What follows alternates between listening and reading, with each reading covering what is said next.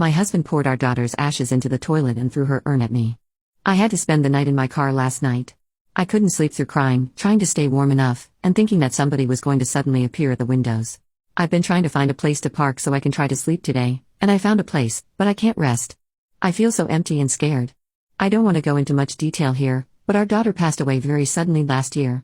My husband and I both got help and have tried to work through it together, but his drinking has been getting more and more out of control. It got to a point where he started to try to hide it, but it was making his behavior worse. I had a breakdown 2 months after our daughter passed, and I hadn't been to work since. I had quite a bit put away in savings and some money I inherited, so I was using that to contribute at home while I tried to get myself back in better health.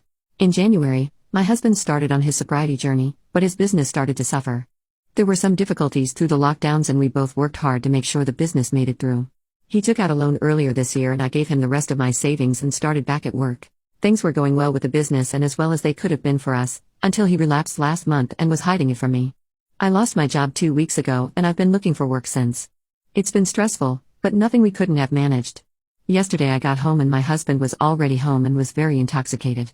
It was a very loud and out of control kind of state he was in, and he was slamming around the house saying he was looking for something. I couldn't get much sense out of him and he was really irate. I didn't really know what to do.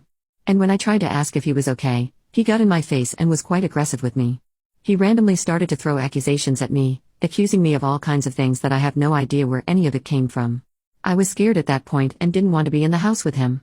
I hadn't seen him that angry before, and I think it was a buildup of grief that had come spilling out, but I felt scared. I put my shoes and coat on and told him I was going to head out for a while. That's when he snapped and accused me of trying to leave him. It all happened very suddenly, but he charged at me and got a hold of my arm and tossed me onto the floor and pulled me down the hallway.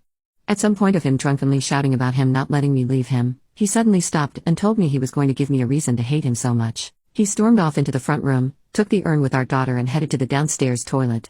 I got up and tried to stop him from doing whatever he was going to do. When he went towards the toilet, I was trying to stop him and was pleading with him not to. He shoved me quite hard and I fell. He poured all of the ashes into the toilet and threw her urn at me, hitting my leg. He then started yelling at me to get out before he unalived me. I was shaking and felt like I was frozen, but I managed to get up and run to the front door. I took my keys and my handbag and drove off. I had no idea where to go, so I parked up in a quiet area and just cried. I have done practically nothing but cry since I have no family around and no friends that I can turn to who are close by.